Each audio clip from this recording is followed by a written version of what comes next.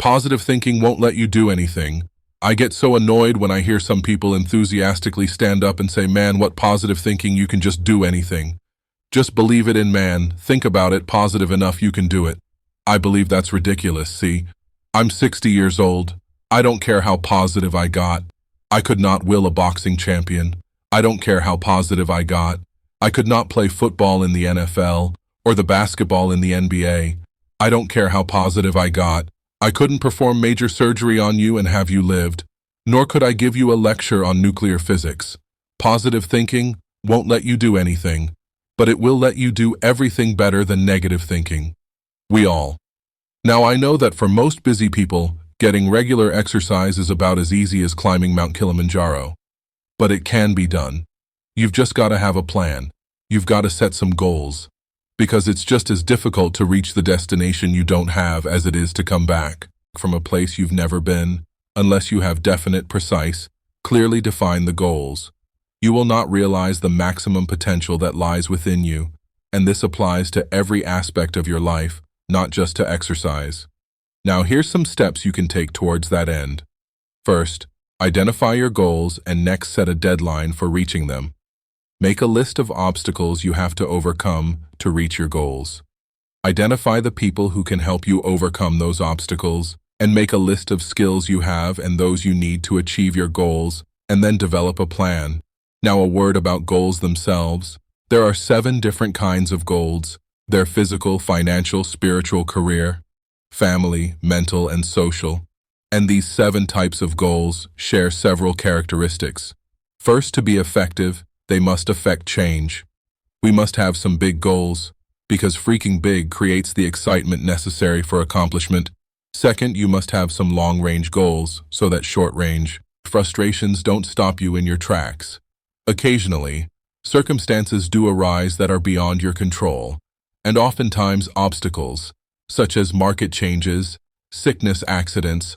Our family problems can be pretty intimidating, but by keeping your eye on the prize, you will find that the excitement of winning that prize will carry you through the tough times. Third, if you don't have daily objectives, you qualify as a dreamer and not as a doer. Dreamers are fine, provided they build foundations under their dreams by working daily towards them. Often, the difference between the great and the near great is the awareness that making it big means working every day towards our long-range objectives, and for your goals must be specific, not vague or general. If you want a new home, for example, know every detail of that house, a many square feet, number of rooms and bathrooms, the shape of the living room, the type and kind of lot, its location if it's a car you're dreaming about. Picture the make, the model, the color, and every option you want it to have. You see, if you want to reach your goal, you must see it. Be able to smell, to touch, and to taste it. Know how it looks and what it feels like in your own mind. Before you can reach that goal, you see it is true that whether you think you can or think you can't, you are generally right. Step number 6. You need to feed your mind with the good, to claim the pure of the powerful and the positive. Let me ask you a question. If I were to come into your living room one day with a pail of garbage and dump it on your living room floor, what do you think you'd do? I'll bet I can answer the question. You would either get your gun and say to me, "Now Ziglar, I'll bet you can clean that up." Or you get on the telephone and you'd call the police, or you'd whip me as long as I was there. Those are things you would probably do. And then for months you'd be talking about this crazy guy came in my home, dumped garbage on the floor, all this shot him as a matter of fact I wish I had, but we could clean the garbage up off your living room floor. But what about the garbage that we dump in our mind every single day? Einstein said, but it takes 11 correct inputs to overcome 1 incorrect input. And a lot of the things which go in our minds and in our children's minds is not a thing in the world, but pure garbage. I would ask you to do this. Evaluate what you read and what you view. Evaluate it in this light. Will this really help me to accomplish my objectives in life? Or is this going to be a deterrent to me accomplishing my objectives in life? Remember, you're what you are and where you are because of what's going into your mind. And you can change what you are. You can change where you are by changing what goes into your mind now. As you probably suspect, I'm an absolute enthusiast about the cassette recorder. I believe it's the most fascinating educational tool that we have in our country. I was a visiting scholar for the University of Southern California for 2 years. One of the things they discovered was that if you live in a metropolitan area and drive 12,000 miles a year with that in 3 years' time, you can acquire the equivalent of 2 years of college education. You can learn virtually anything you want to know about finances, foreign languages, the Bible, how to set goals, how to close sales, how to plan your life. You can learn so many things while you're there in your car. Feed your mind. Second thing I would encourage you to do is start reading something good every day. As you know, if you read 20 minutes a day, and you're an average reader, that at the end of the year, you will have read 20 200-page books, and that the average American only reads 1 good book a year.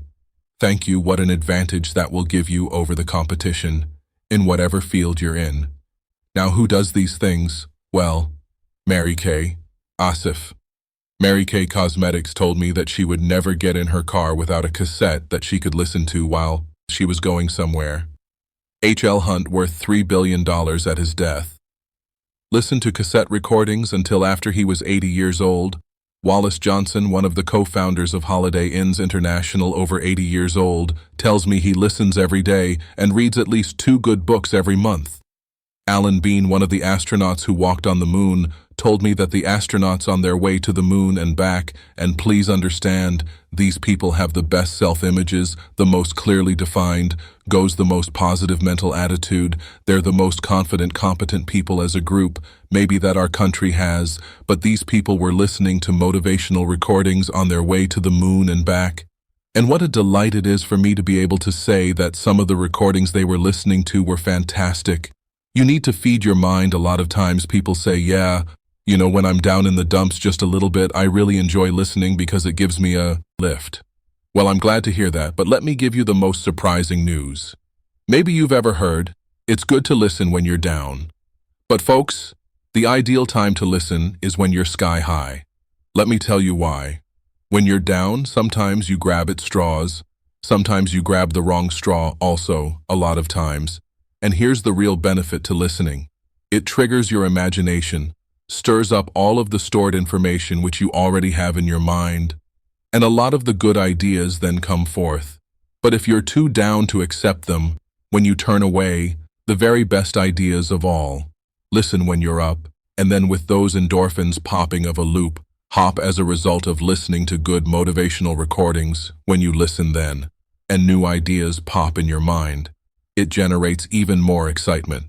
Here's what we've discovered. You need to listen at least 16 times to get the complete message better. 2 might say, listen to this over 16 times because you will get everything. It will become a part of you. Let me say it again.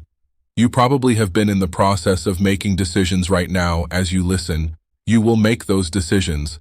But as you listen over and over, the decision changes to commitment. And once you made the commitment, then you will seek the training, which will make the difference, because that means behavior changes. And when you change behavior, then you start developing winning habits. And that's what this is really all about. Step number 7.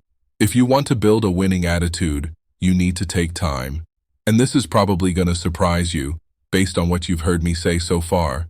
But you need to take time to be quiet. The average American sleeps 30 minutes too late every day. And when that opportunity clock does sound, they hit the floor. In a dead run, they scoot past the kiddies' room on the way to the kitchen. They bang on the door and they say, "Get up, kids, we gotta go to school." And I don't have to tell you again, we were late yesterday more. Don't want it happen again. And then scoot on back to the kitchen. They plug in the call for making the toaster. And on the way back by the kids' room, they bang. "Oh yes, now what did I tell you?" Not gonna have to tell you again. They scoot in, they get dressed real fast. They shave and apply their makeup, and by then the kids are up. They rustle them into the bin, and they scent a bowl of cereal in front of them, turn the television set on, ruining their mind and their body, all at the same time. They gulp their breakfast down, their hop in their car, and woe be to that person who dares to pull in on them when they've got the traffic jump on them. It will be too bad for them. If they do, they hustle down, they drop their kids out there, rush them down of their work, and they're busy all day. And in the evening, they come home and repeat that process. And by the time they get ready for bed, after watching 3.5 hours of television, they are exhausted. You know what we need to do, folks? We need to take time to be quiet. You need to do it at least 4 or 5 times a week. A lot of people say, well, I got about time for this, in time for that. I don't have time for all of these things. Let me tell you how you can create an extra 3 hours every day of your life. Guaranteed. Get your TV guide out on Sunday afternoon and look at the shows that you really want to see that week. Over 70% of all of the time spent watching television, you're watching things you have no interest in watching. Let me encourage you to do this. Take a slow, lazy, drifting, absolutely meaningless walk. Just almost go to sleep on the wall, not an exercise walk. You need to do those too, but a very quiet walk. Pick out a place in your home where you can be absolutely quiet on occasion, if you have to get up 30 minutes earlier. That's wonderful. I don't know why, but I seem to wake up earlier in the winter months than I do in the summer months, and when I get up, it's pitch dark. I have a nice little office. I go in there and turn on the gas log, and I sit there. And every time I do that, without exception, I have the most exciting day of my life. I simply run through my mind the things I'm going to be doing there as you plan the day, as you think of all of the things we've got to be excited about. It really does renew your energy, and it gets you excited about the day. Now let me tell you something. This is going to be one of the toughest things you'll ever do. When you sit down, saying, well, I want to sit perfectly quiet for 20 or even 30 minutes, you will think of 2,868 reasons or things that you've got to do. You try to decide, do I raise the window? Or Lori, do I turn the heat up or down? Do I get the air conditioner off? Or do I turn it more full? But do I really need to go to the bathroom? And we're going to get me a cup of coffee. What is that noise against that? I thought maybe I better check up on that resist. The temptation, spend a few minutes in quiet, reflective thought. It does make a difference. Take time to be quiet. Step number 8. Take time for those you love. Dr. Herb, through professor at Notre Dame. Outstanding speaker. Good friend of mine suggested this, which I really think is so valid. Frequently, every 2 or 3 months, you should close your eyes and visualize that everybody whom you love really loved were suddenly completely, totally, and forever taken out of your life. Then ask yourself the question, what would your regrets be?